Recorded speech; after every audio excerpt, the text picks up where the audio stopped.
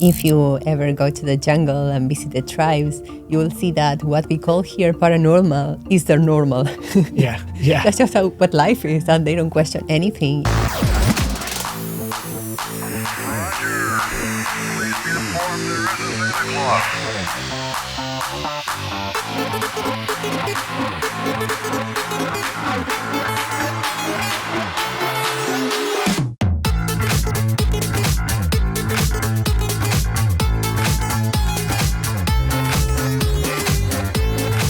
Welcome to the Acid for Squares podcast. I am your host, Tanya Dahl. And I'm Cody Blue, and we're here with our dear friends, Amir and Lucia. Thank you both for being on the show. We appreciate you. We're so excited to have you here. So I'm going to give everybody a little bit of an introduction for those that don't know you. So Amir and Lucia are our great friends and great teachers. Lucia is a scientist, but also a powerful medicine woman and wisdom keeper. And Amir, the same. He's an artist, but as well as a medicine man. They both have studied across many cultures. And really, they are two people we go to for guidance and healing. And we really wanted to have you on the show now to help bring clarity to a lot of things that we've been exploring. We have a lot of people on here, including ourselves, who talk about working with plant medicine, talk about working with various healing modalities, and also explore the paranormal quite often. So I think the first question, how we would like to start, that in the West, we have a certain way of interacting with what we deem the paranormal, with ghosts, spirits. A lot of people treat it like as a spooky thing, right? Something to run away from and be feared. And we'd love to start by saying the modern Western phenomenon of the paranormal, how in all your teachings and studies do you look at this phenomenon? What is normal? Let's start with that. What is normal? Once I find what is normal, I can start to think about paranormal. When I think about ghosts and stuff, it's more like perspective is watching movies, what we thought ghosts should be like, sheet and all that things. The sheet ghost. Yeah, exactly. For me, the word spirit is something that involves everything. Everything in nature has got its own spirit, you can call it, and we can also call it frequency or vibrant. The tree outside, is it a spirit? It's a tree. It's a living being. In the same time, it's carrying a certain frequency. The tree maybe been here a few hundred years before us, carrying that frequency. In the work that we are studying, it allows us to recognize that frequency and connect and try to learn from that without thinking that we know it already. We feel like when people have sort of segregated spirit from itself and sort of into this brand of something to be feared when people have certain phenomenon happen. Or something other than us. Other than us. And when we've worked and sat with tribes and certain medicines, they have a very different perspective on it. As you said, it's not the paranormal, it's just normal. They live one with spirit. They live in harmony with spirit. They understand everything is spirit.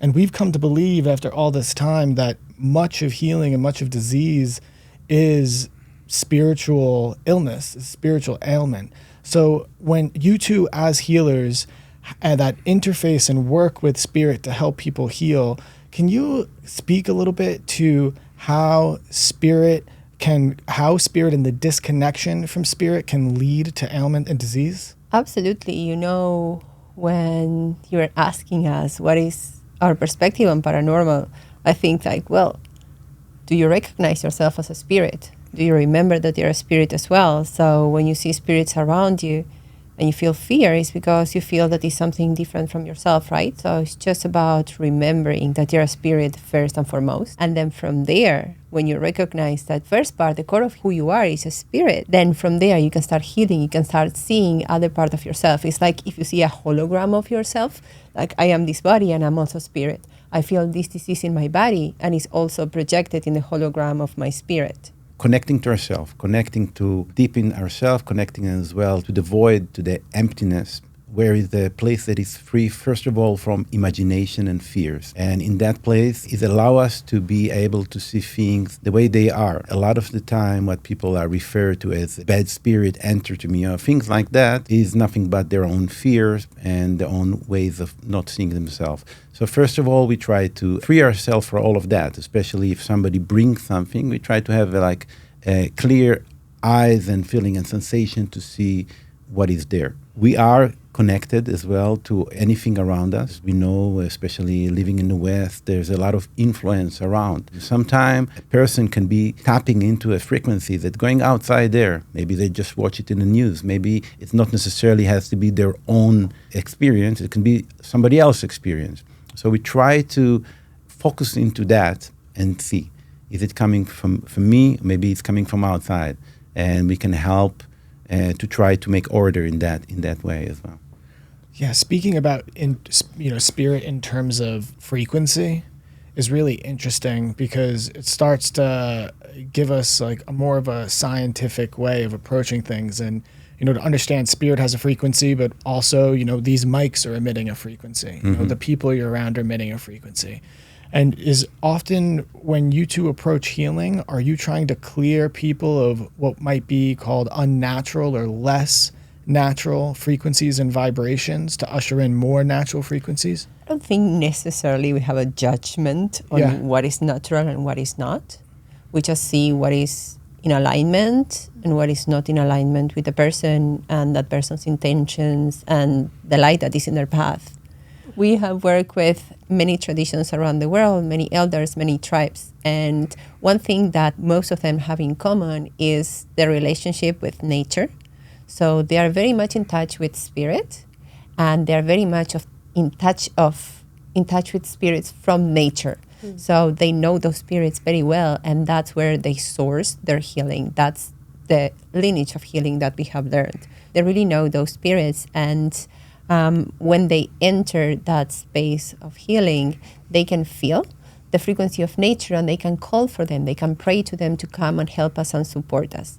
And that naturally brings into us, when we come into their space, our own human natural state. So whatever is out of alignment, whatever is not natural, but in a broad spectrum, there is no definition of this is natural and this is not. It's just naturally what is out of alignment with that nature. They bring this force of nature, and whatever is not from that, it just clears itself. So here in the West, we have an epidemic of loneliness right now, right? And what we've been talking about is that it's really disconnection, right? It's disconnection not just from each other because everyone's on their phones all the time, but it's disconnection from everything around us. Yeah. So when we are coming from like a spiritual place, we believe that we are connected to every single thing around us, not just the people around us, but the animals, the trees, the grass, everything around us. So can you speak to, when working with the tribes like the Hunikun tribe, how they just are naturally in their state, in their sense of connection to everything?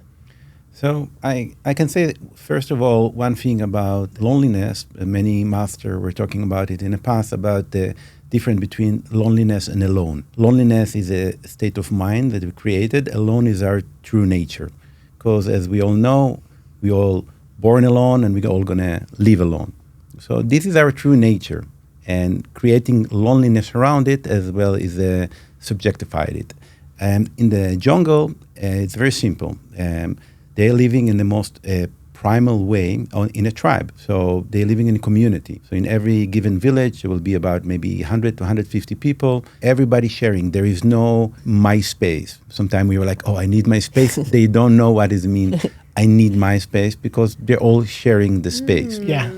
We are in the West, it's going to be really hard to create that element. Even if people choose to live in community, they didn't born into it, and they're still bringing a lot of their issues and problems from before. So the way we work with them is we sit with them. We're learning, as we spoke before, about frequency. We tap into that frequency of living in a tribe, how it can work, carrying that frequency and bring it to the people that we are sitting with, not to tell them, oh, you're wrong now. You have to be living in community far, far away from everything. No, you are perfect where you are right now, but there is frequency exists that loneliness does not exist there. You are never alone. And as you said before, we do have all our allies around. And it can be not only human, it can be plants, it can be different beings, different magical things. You don't have to fall into that loneliness state. If you ever go to the jungle and visit the tribes, you will see that what we call here paranormal is their normal. Yeah, yeah. That's just what life is, and they don't question anything. And I believe that what happens is that they are very much in touch with nature. They live a primal life, but that is not about being primitive at all. It is about being in the primal side of their brains. Our brain has three main sections. So we have rational thinking, emotions, and then we have this part, the oldest part of our brain, the reptilian. The fact that they are so much immersed in nature, in this like lush jungle with so much beauty around, all the art of nature just in front of their eyes, and at the same time they are not invaded by technology, by processed food, by the pace of modern life allows them to stay into that place. And the primal brain is where many paranormal things happen. So a lot of magic actually happens inside of that part of our brain. This is where we have our limiting beliefs. This is where we hold our trauma. And this is also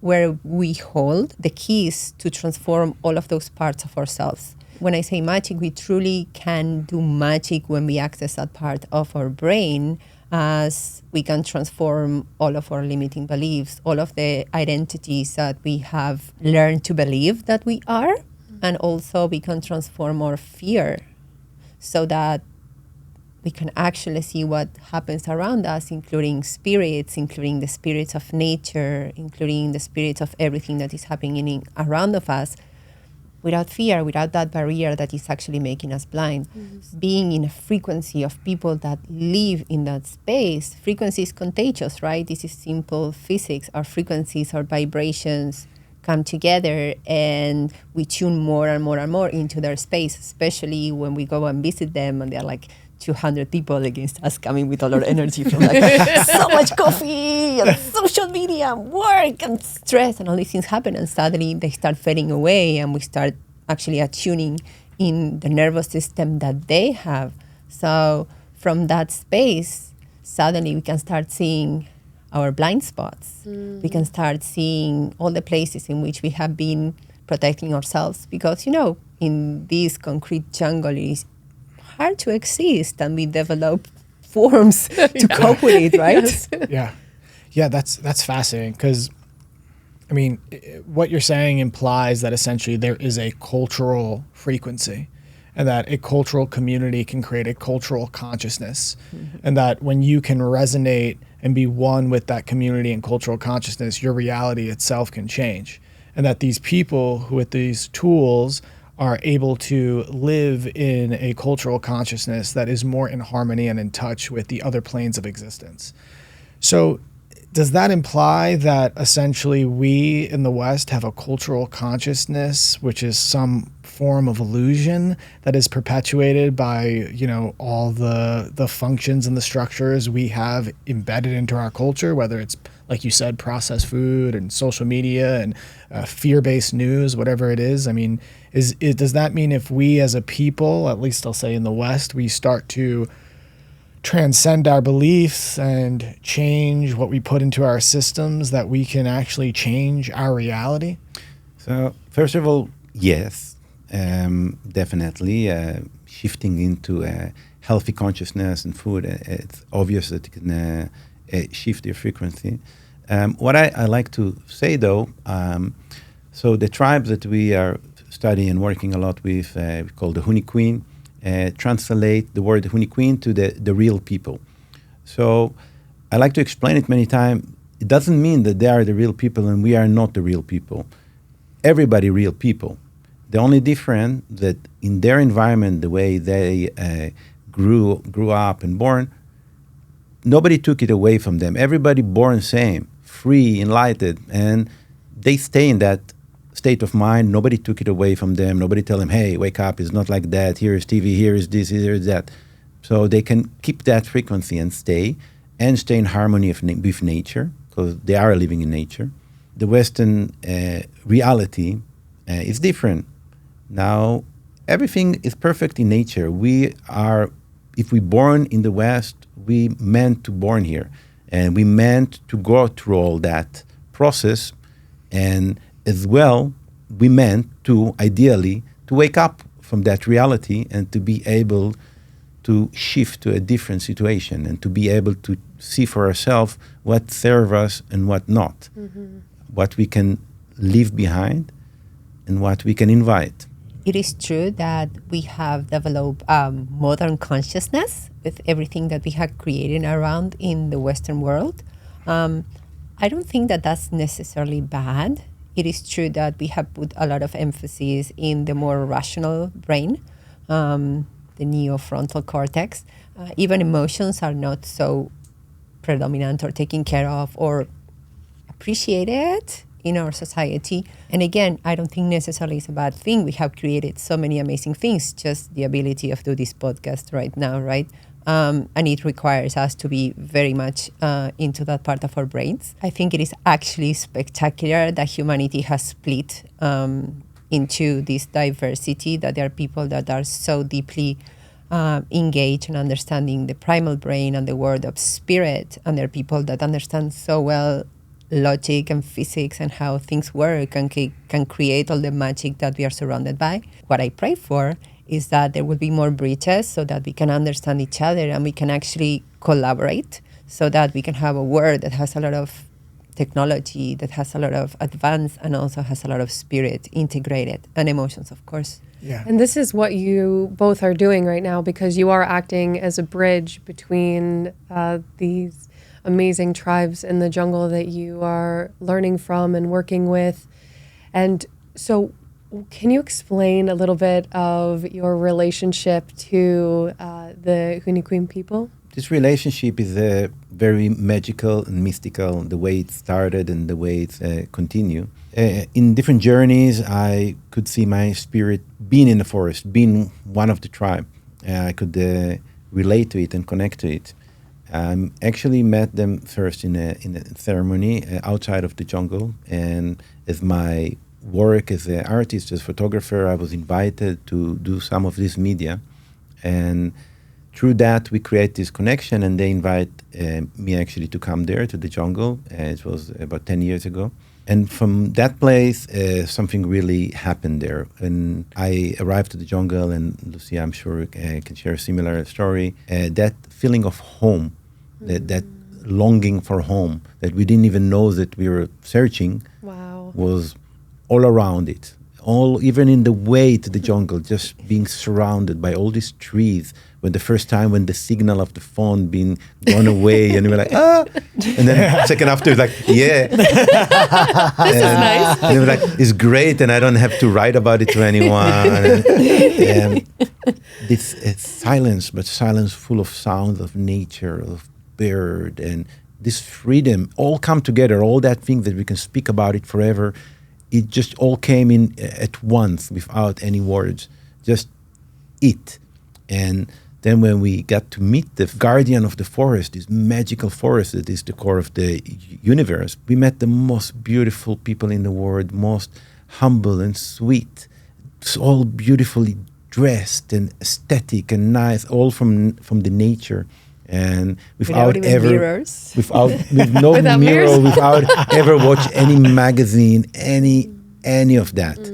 That the core of, I understood first time what does it mean, tribe or tribal. When people say I'm wearing tribal, they are the tribe. Every part of my body was open to exploded in many million pieces and reconstructed, and see the guidance from the people, from the kids, from the elder, many times without even speaking. We didn't even understand their language. The children are our best teacher. We come there and we see 2 years old, 3-year-old kids, so awakened, so mature in a way, with their eyes looking at you. And we would see kids running and falling down, rolling, and nobody even turning around. They're like looking for a second to see if there's any reaction. Nobody looked. They're like stand up smiling.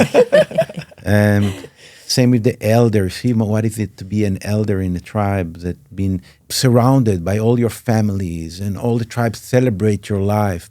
So we really is go beyond the word and see, wow, it exists. Something like that is real.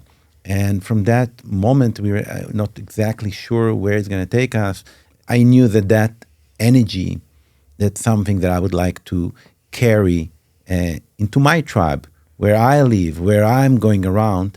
I cannot take everybody there, but we are a tribe, and there is a hope. It gave me this big message. There is hope. If there are people that can live like that, there is hope for everyone. How we have to now operate and try to think and figure out how you cannot pass the Amazon jungle into LA or into the city, but how we can carry that frequency, that spirit of goodness, of beauty, and into everywhere we go. How we can help people to elevate their frequency, their spirit, and connect to that energy, even without being in the forest itself. You know, I think the moment you get out of the boat and you see all the kids just waiting for you and singing and dancing and waving, and that's it, they get you. They don't have to say anything. It only really takes a second just to meet them and be surrounded by them. And you want to bring all your friends and all your family, everybody you know. Really what they have is beyond words. And it is just instinct to want to share it with everybody. That's amazing. And I know that that's a big part of what you both do with your non-for-profit, your 501c3, Guardians of the Jungle, which is helping bring to these beautiful people a lot of things that we take for granted. Can you speak a little bit about your non-for-profit and what you do? Part of being there and being aware, recognize all the gifts that people were like just showering us, spiritual gift, teaching us, open their home to us and their heart, all their sacred medicine that come from the forest.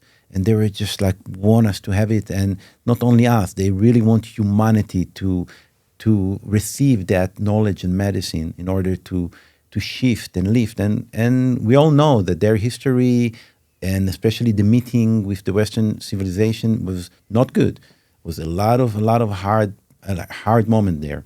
They were very close to extinction, and their culture, their life, they're being enslaved. Every time there was a point of meeting, it ended up bad.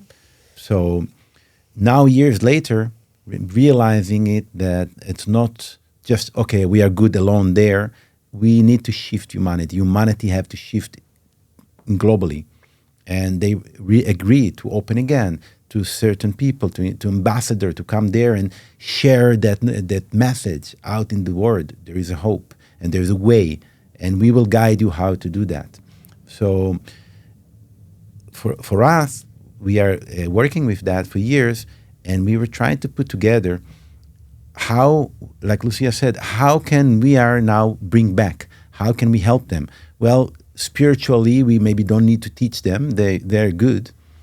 Yet they are living now is a time of integration. The societies are meeting now. They are out of the wood. They are living there, but they are aware of everything. So what is that we have and we take maybe for granted that they don't have and they really need?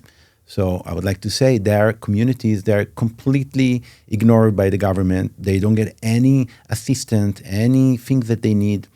The authorities are not supporting them in any way. And the main thing that we noticed there were two things. The zero electricity in the forest, which in many ways is good, but the basic electricity that can give some light, that we know it get dark soon, early in the rainforest, some light that they can stay longer and do the things that they want to do and like. And the water, they're living in a rainforest. Yeah, they're surrounded by rivers. And traditionally, they used to drink this water as well. But traditionally, it was a long time ago. Now there's boat passing through. There's many different things. The water are not clean anymore to drink. And that caused a lot of issues. So we realized and also listened to them as what is the power of water well in the village. One water well, 150 people can drink the best water coming from the source of the earth. And we don't think about it. Here in California, we all have the choice of 100 type of water. Which water you want? What's the level of alkalized? I want this. But there are many places in the world people don't have water at all, and many places people drink polluted water. It truly makes a life-saving difference to have electricity and to have water. So there are some villages now that have electricity. And let me say, I don't think we actually explained this part, that how isolated they live from the closest town that is isolated to in the middle of the jungle. It takes about 4 hours on a good day on a boat to get there. But that town doesn't have many medical facilities, or even pharmacies are not very stocked. They are not doctors. It's really a town isolated in the middle of the Amazons. And from there, you can take a small plane to the main city. So that could take days to organize, to orchestrate, and it takes money. It is not an easy thing for them. It's not easy access. Many of them have never been to the main capital city, that again, it is still a very small and far away city. So we have experienced, for example, this year there was a big flooding, the biggest in 30 years in the village. They had about 13 feet Oh my of water. gosh. It was brutal. So the village that had solar panels also has certain internet connection. So about an hour a day, they have the possibility to communicate with all of us. So we managed to fundraise, and there were other groups as well fundraising. And in a matter of 2 or 3 days, there was food arriving to the villages. So everything was wiped away. They had no food. They had no medical supplies. And they the couldn't reach crops. anybody. And The they crops imagine went away. if there is no Wow. electricity, that's it. So that was a big thing, and that really saves lives, gives many possibilities. And as well, we have noticed that the rates of child mortality, especially infant mortality in the tribes, is way higher than the average, and that has to do with the water. So as well, of course, the distance to hospitals, but they do have medicines. They have a lot of natural medicines. They always like to show you the jungle as nature's pharmacy. But drinking water that is contaminated, as Amir said, that is not in their tradition, it's not how it used to be, so it's harder for them to take care of that type of disease. So, Guardians of the Jungle, what you are doing and working with the tribes, you are building wells and also bringing solar panels to them. Is that correct? Those are Yeah. the two main things? Yeah, so that we have a broader spectrum of things that we are want to focus on, but we realize that's the main thing right now. And we have in our website and stuff, we have description of other projects that we are planning in the future. But the first and foremost is the solar panel and the water well. As well, the solar panel are powering the water well. It works together.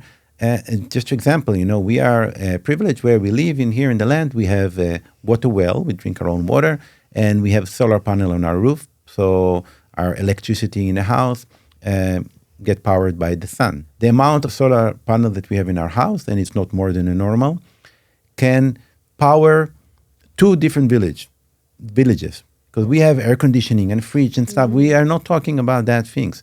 We're talking about have a light there, maybe a small outlet that they can charge their phone. They don't even have service there, but they like to make some small pictures and stuff, but mainly light. Then after dark, they can continue do their jewelry. That's part of their culture. They can play music together. They can commute together. They like to be in community. They like to do these things. It helps them. It's for safety. It's for many things. And the water well, very, very important. The water well we have in our home can give water for 150 people or maybe more. Clean water. And water is life. And they understand it now. Few villages already have the water well. It's completely life-changing. They understand. They didn't even know what is this crystal clear water to drink. The water were muddy, brown. They just drink it, and they're not complaining. They're happy. They're grateful for anything they get. But with this perspective, and now they understand more, they would love to have it. And if they don't have it, they're still happy and grateful for the spirit. But we are know that, and we say, that's where we can help. Yeah. That we know that. We're good in that. Yeah. It's amazing you're doing this. And I'm also glad you're speaking on it, because there's sort of like this misunderstanding where people think like, oh, by bringing them electricity, you're disrupting their way of life. And I remember I know he was interviewing someone from the tribe and kind of asking them like it was a bad thing that their culture was being ruined, that they had electricity now and a solar panel. And he was just like, no, we really like to see.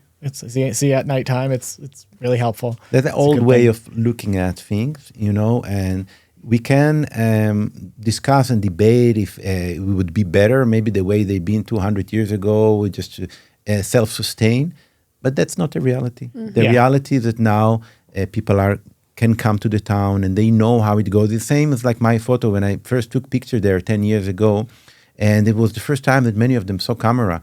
And there's amazing photos. And you see, that's for example, that's a traditional clothing that they do by themselves. That's what the women do and weaving together. And so we have picture with this clothing, but some picture you see the kids playing around and they have a T-shirt or something, and somebody tell me, oh, they have a T-shirt. It's kind of like it's the same thing. And I'm like, yeah, they're T-shirt. They understand that they're T-shirt. People give them a gift. And I know that for your exotic vision, you would prefer to see them naked and jumping around. But you know what? The T-shirt is give them warm and they're happy with that. And they're never going to change this thing. They combine between things. Yeah. Some of them have sunglasses. Why not? Yeah. So that thing about, they will be better off without electric is more our way to try to see how they need to live without actually feeling to their need and how we can actually help. And that's why it would make sense, though, them having electricity purely also just for like outside of being able to see and all that. But in case of an emergency, being able to have some sort of contact with the outside world, like what you were talking about, being able to get food or supplies to them or medical equipment or whatever it may be, if there is some sort of disaster, is so, so important, especially because their home isn't how it used to be. It's now has polluted water and stuff like that. So they're dealing with a completely different world than they're used to.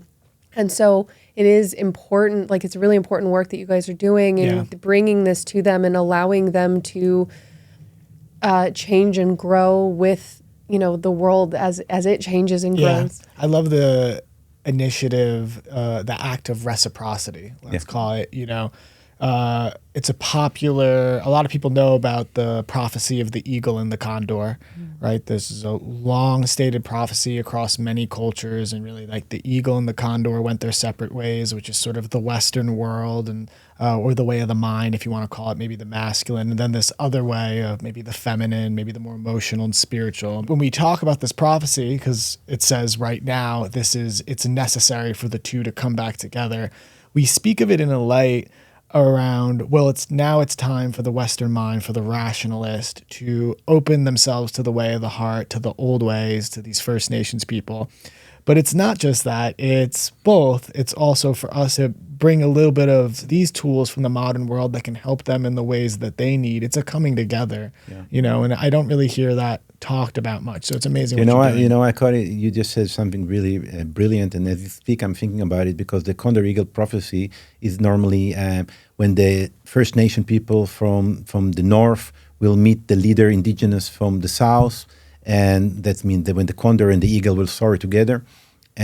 But actually is much broader than that, much bigger than that, because it's when the leader going to meet, and the leader can be me and you and everyone. When you decide to say, hey, I can be a leader, and this leader can be like, I care, and I will help them to have a better life. So that's as well a meeting here from the West. Maybe I was not involved in many different things, but as it comes for like donation to a foundation, it doesn't take too much, and I can change life of people. We talk about frequency. How can we raise our frequency? Act of generosity, things like that, thinking outside of me, I can help them. It's very, very empowering. That's here we meet. Yes. Here we all meet. And also, they have so much wisdom to teach us, and you two acting as a bridge to be able to help bring, first of all, like Chana to the United States, to even bring some of this wisdom and healing to the Western world, and also just from working with them and learning from them and bringing it back and teaching others. this is what we need at this time. We need to all work together and to come together.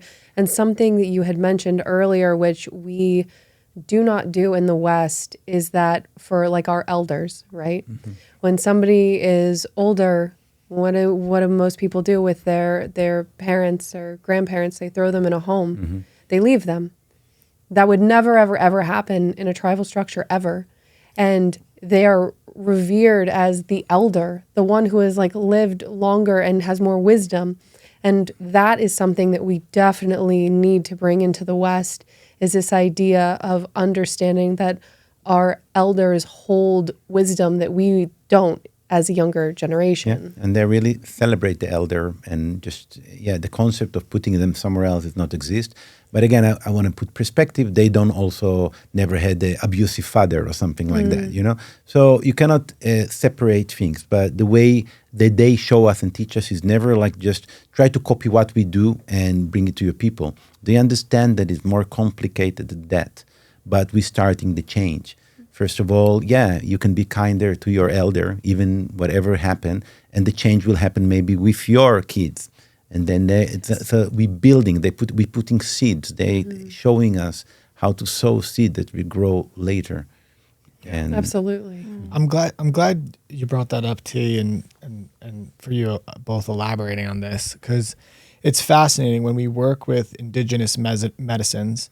And, you know, me and Tanya have held mushroom ceremonies where, you know, we watch people go through their journey of healing. And there's a very common phenomenon of merging with the one, merging with source.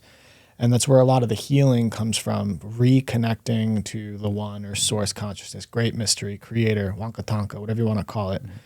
And then at the end of the ceremony, they come back, they re-separate. And they sort of have to then they have to figure out for themselves what is separating them from creator and what is separating them from their family, from their community, from each other. And that's why it's so important about building bridges. We're talking about coming together, and not just coming together with each other here, coming together with our family, coming together with other cultures that we've been disconnected with. It's a big union. It's a big coming home party. But one of the things with the elders, it's so interesting. You spoke immediately on two things that was like the immediate medicine when you first went to visit the Hunikun. It was the children, and then it was seeing the elders with their community. We have a lot of people, Tanya included, who tell stories about, especially the women, about being connected, seeing their ancestors or spirits or ghosts when they were young and sort of having that programmed out of them, right? So understanding that the children are more in touch with that natural state of being. And then the other side of this, which is the elders, they carry this wisdom, and in the West, we stick them in a home, you know, and we are completely disconnected from them. One of the questions I love to ask is, do you see dementia and Alzheimer's in the tribes the same way we have here? Because we often talk about this, where like, is what we're seeing in these diseases in our elders in the West, is that from being disconnected and ostracized from the community later on in life? Or from the chemicals in our food and air and everything else. Yeah, we don't know. I think it's probably that, the second one. Yeah. We have not seen dementia or Alzheimer in the tribes, in our experience. Wow. And cancer is also very rare disease very there, rare. and no mention HIV. All that things that we don't see there. A lot of them got to live very high age, with the exception of what we say that now some influence from pure water. There are many things that, we are, because the connection established, there's sugar enter and the candies and things like that we are interfere. But in general, no. I yet to meet, and I hope I never will. I didn't see that amnesia, and we've been around, and we ask them as well this question, and they don't know what we're talking about. When I first worked with the Shipibo, they work with mapacho. Yeah. And Tobacco. Tobacco. And they're like, I'm asking what it is. They're like, it's 20 times the nicotine content than what you would have in a cigarette. But they're trying to explain to me, they're like, we don't have like lung disease and cancer the same way you do when we smoke. Obviously, they smoke it a little bit different. But they tell me that it was the chemicals and the way it's processed, and it's the relationship with the plant. Do you believe that the way the people in the West work with the spirit of tobacco and the medicine of tobacco, that tobacco can be used as a medicine when used properly, at least the way the tribal people use it? So can I answer that one? Yeah. Yeah. It's a favorite topic.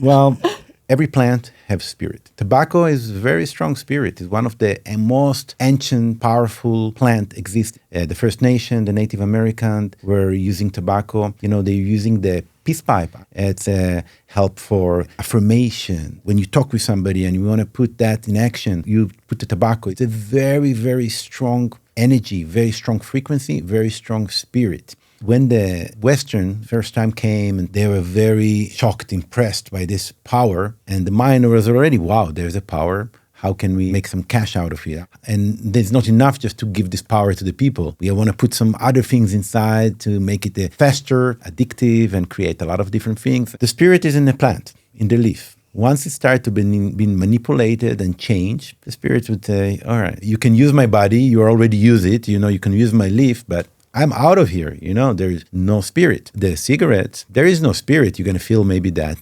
rush of sensation, but the spiritual aspect of it is not there.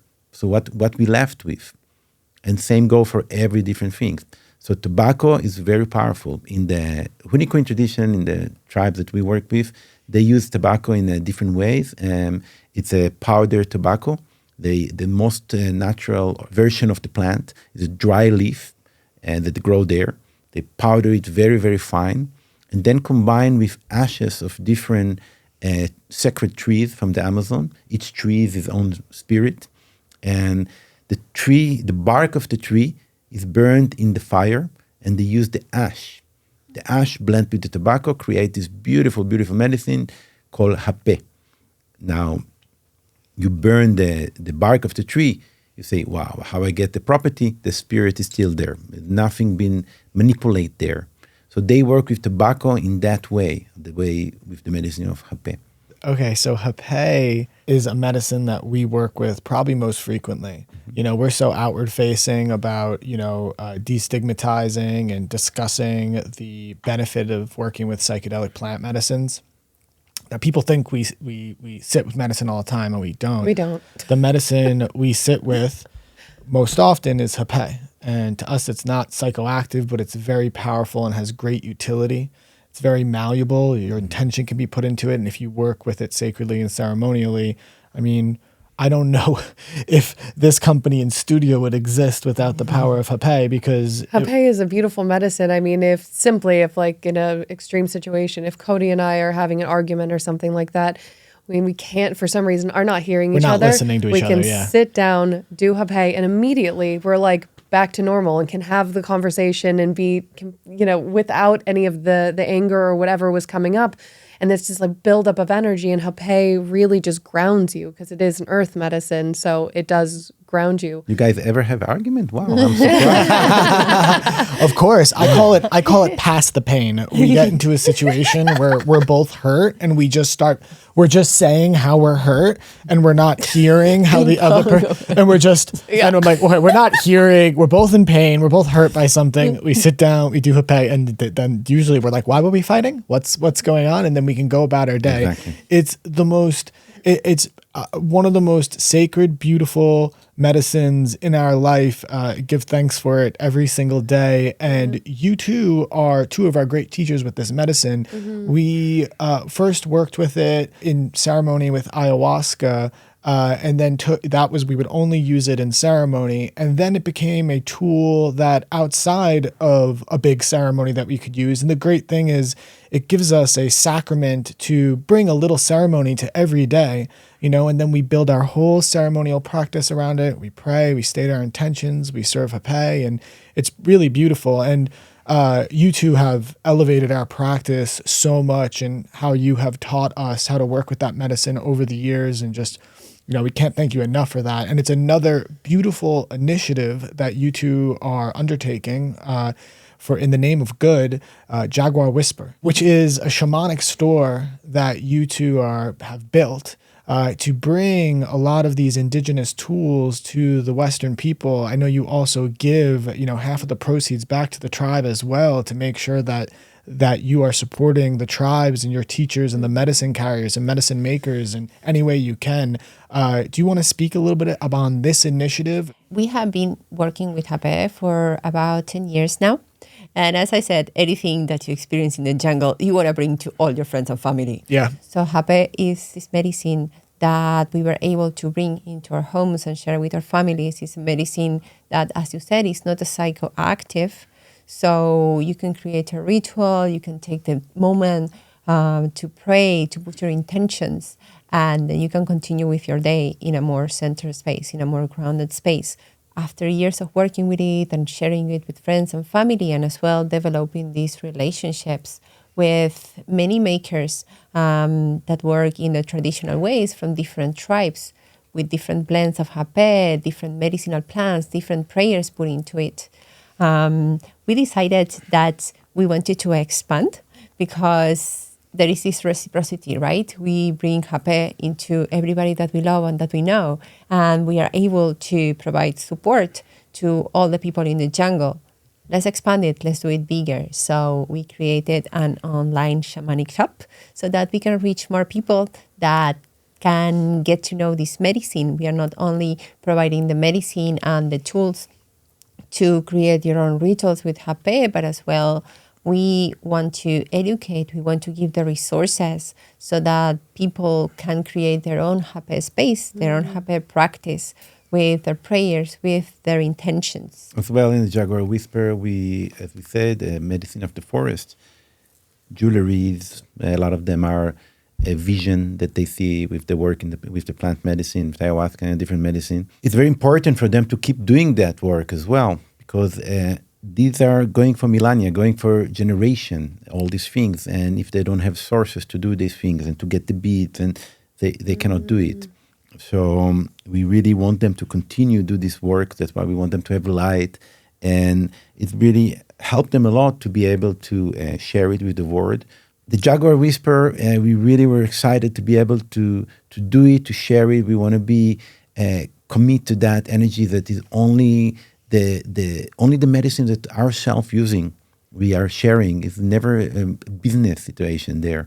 And whatever profit come from there, we can really share back and bring into the foundation of Guardian of the Jungle, and the circle going and going and going. So by you using that beautiful medicine, you know that as well you're able to help yourself and help the people who make it continue that with that mission. Yeah. And for those of you who are listening, Amir is referencing what you would call a necklace and a bracelet, but it's much more than that. It's the visual, the patterns themselves are very akin to what you would, the symbols, the spiritual symbolism and frequency you would experience while working with the medicine.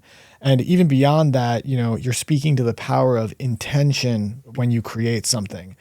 Talking about the power of frequency when someone's creating something. Talking about maybe the cigarettes that are made in the West, is what's their intention of making that? Is it for profit or is it as a medicine? Exactly. And the power of intention. When we step to the medicine, when we step to the altar, when we sit down together, the most important thing is the intention. That's what we said in intention before we came in here, right? It's all about intention. And, I have a question around that. Do you believe that, because you have blessed us with necklaces from the tribes and the jungles, and you can feel their power when you're in ceremony, you feel that protection.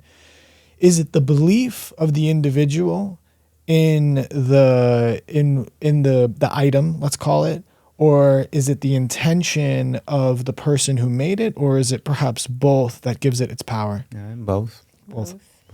It's always both.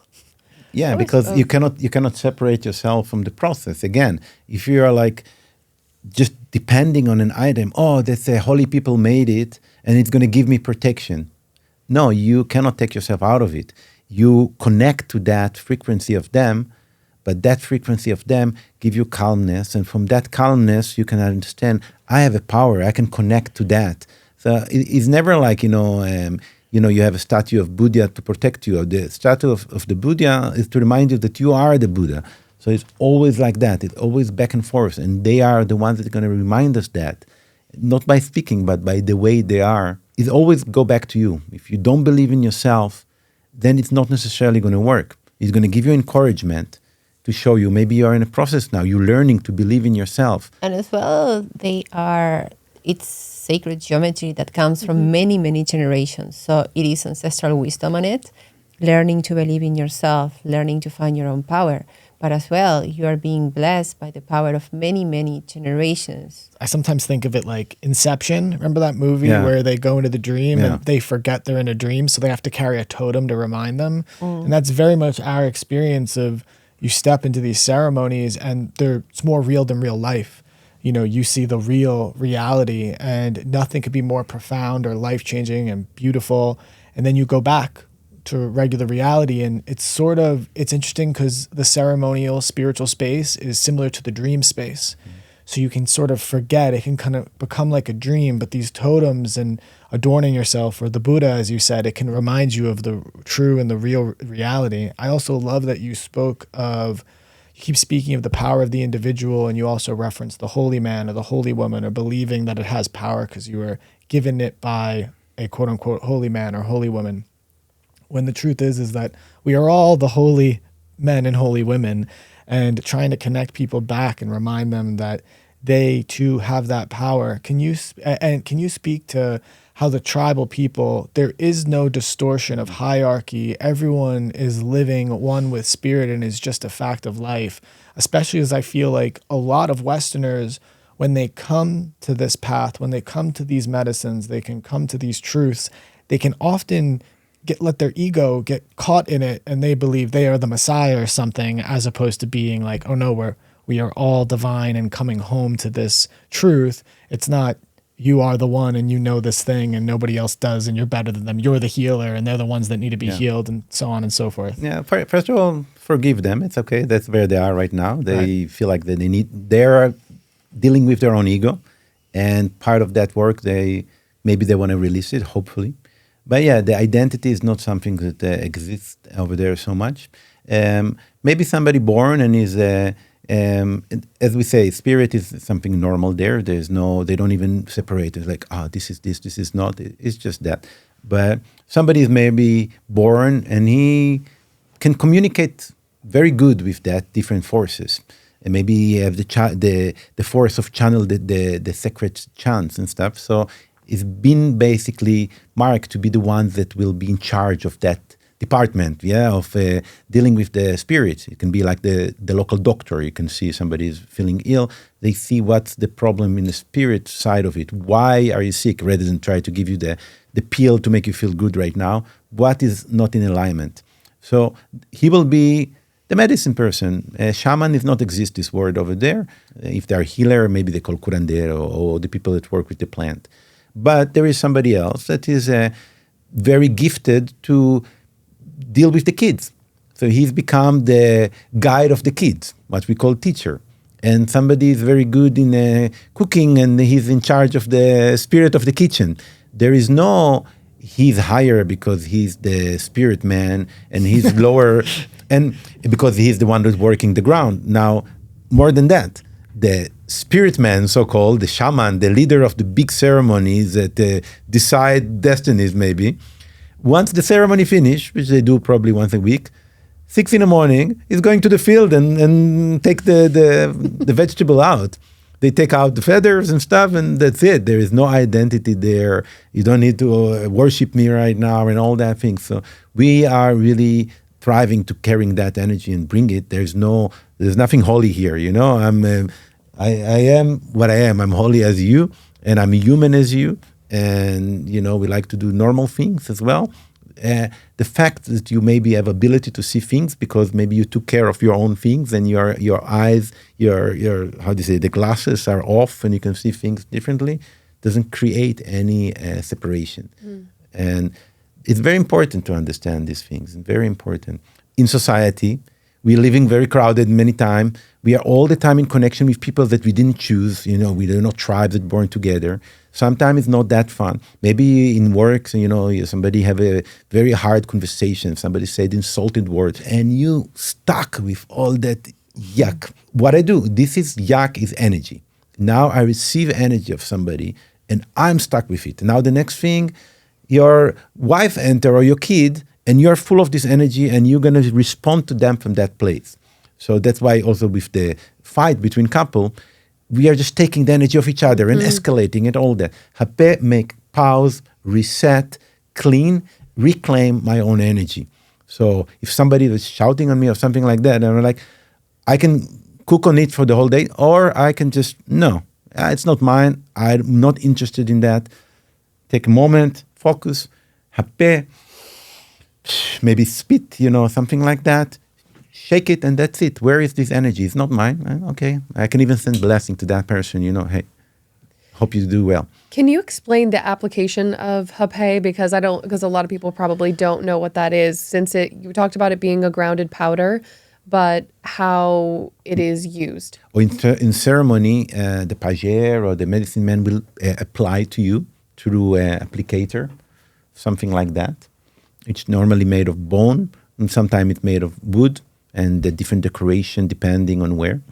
And so it's called sopla as well, blow. So, and that side go to the nose. Go two sides. For our listeners, balance. he's holding a U-shaped snuff. One he puts his mouth on. It's called Teppy. Teppy. Yeah. So, and the way also to use, also from the forest, and also the way we use, because we don't want to be depending on somebody to all the time, run after us and serve us. It's more in the ceremonial way. This is here the hape, the mix of the tobacco. You put a bit on the hand, and then you can put it like that, and We scoop it up and... Oh. Okay. I think there was something there. Just right in his eyeball. So one of the fascinating things about this medicine and working with plant medicines and ceremonial technologies, you become because you're cleaning yourself out and you're coming from this very cleaned, so to speak, healed place, you're very sensitive when outside energies and frequencies start to come in, and how that feels. Maybe feel a little heaviness on your stomach, maybe a little burning in your heart, a little anxiety, maybe a little pain in your head that you might think was a headache, and pop an Advil.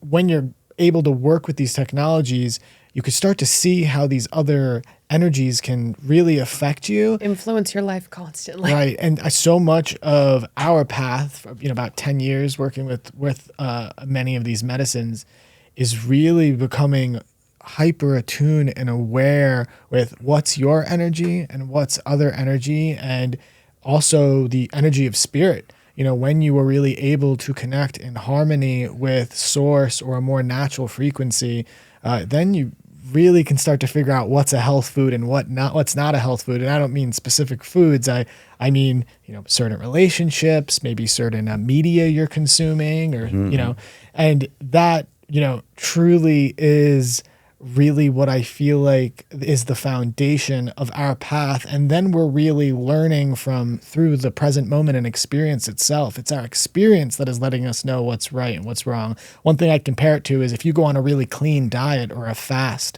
and then all of a sudden you start to bring in other foods, or maybe your old diet after a fast, you become aware very quickly of how each food is actually making you feel. Right. And then it's your decision if you want to keep it in your life, or go back to the old way or create a new way.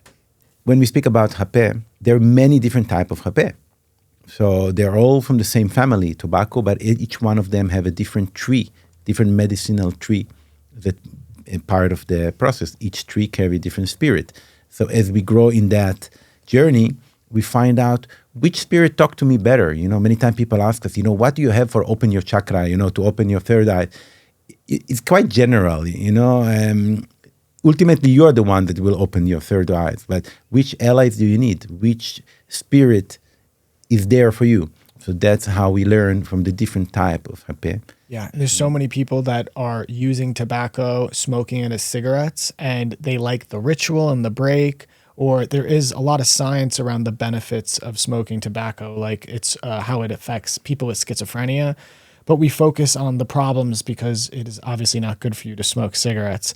But this is a way that if you're already smoking cigarettes and you like to cut that out of your life and move into a more healthy, holistic, ceremonial way, so you're not burning it into your lungs, Hapé is It helped a lot of people to stop smoking. Yes. Because they realized that what they were missing is this connection to the spirit, and they could realize that they don't want the addiction part. And I would say, because tobacco, it is powerful, and our brothers and sisters from the First Nation, Native America, they do smoke. If you do smoke cigarette, really source your sources and get things that is pure, plant, organic tobacco. Yeah. And then the spirit's still there. Yeah, and the Shipibo, when they would teach me, I did my first Mapacho ceremony with them, they're like, no, you don't inhale it. They're like, you bring it into your mouth. It's a little more like a cigar. You can inhale and then you cough a lot, and then you're like, maybe I should not. That's me. With Guardians of the Jungle, with Jaguar Whisper, is there anything else you would like to say about this? That people can come and find you, can come find the Hapé and... Well, yeah, we have a website, our Western tools for reaching out, guardiansofthejungle.org and jaguarwhisper.com. And in the Guardian of the Jungle, you can go in and you can read information, see different projects that we are working on, how you can help, how to donate. You will be able to see the 100% of that donation go to the project, and you can keep track and see. And we upload pictures, and here is my money went, and here are the people, and they're making videos for us now and showing us, and you can see the smile on their face. It's very beautiful. So you can go there online. The Guardians of the Jungle, it is as well a way in which we preserve the ancestral culture of the Huni Queen and all the other tribes that we will be able to reach in the future. So the indigenous of the Amazons, they are the guardians of the jungle. And with climate change, with deforestation, it is getting harder and harder for them to live there. So we are helping them being able to stay living in the old ways, in the traditional ways, so that they can keep being the guardians of the jungle. And for them, seeing us expressing interest in the traditional ways makes them want to learn more from their elders, learn more from the traditional ways from the old generations, and make them prouder of what they are, which again helps them stay living in the traditional ways, keeping this wisdom alive. Beautiful. That's very true, because then they're seeing that the Western world is interested in them and interested in the wisdom that, them and the rest of the people in their tribe keep. Yeah. First of all, you all heard it, practice self-love, and there's a lot of chaos outside in the world. It's natural to acknowledge it and see, what's going on. There are wars, there are many evil and bad things, a lot of people suffering, and they're always in our prayers. And yet have to see what is your part, what is it your need to heal right now, and what is the help to you, how much you want to engage in all what's hard in the world, and how do you want to first elevate your own frequency that you will be able later to help more people. And we talk about the jungle, how powerful it is to be surrounded by millions of trees. People say, oh yeah, one day I'm going to go to the jungle. What about putting one plant in your apartment? Start with that. One plant and start to experiment and see, wow, it's alive. See how I'm enjoying so much to put water in our plants and see them grow. Today we saw a tiny cactus grow up on the land. It's like, what more do you want? So these small nuggets are the ones that are going to bring your healing, and focus on that thing. Don't overlook on that thing. And then use the wisdom of the elder that we are surrounded by. We are so privileged living where we are. So instead of complaining about, we're living in a town and polluted and everything is bad. Yeah, we have a lot of privilege. We have access to a lot of different things. So check for yourself. Don't just believe because somebody just saying, but check for yourself. What is there for me? And where it's come? Does it back up with a lineage? And wow, this is this beautiful medicine. I will try and see for myself if it works. So a lot of that things, that's the healing that we need. And don't be shy to explore, and don't compromise on I'm that and I'm this. You don't even know what you are. You don't know your capacity. In the modern world, especially in California, we have access to so many spiritual healing modalities. And one thing that I have observed, I think, Amir can as well say that, how many times we get a healing and the problem comes once and again and again and again and again. I believe the true healing modalities are pointing us towards is to find the healer inside. You too, Amir and Lucia, thank you for being bridges into this world. And being our friends. Being our friends and our We great love you guys, teachers. yes. You know we love you both so much, and just thank you for helping us heal and grow and transform, and as well as our families and our friends. The amount of medicine and love and healing and transformation you've brought to all of us in so many forms is hard to quantify or put into words, and we're honored to get to share you both with the world and our listeners.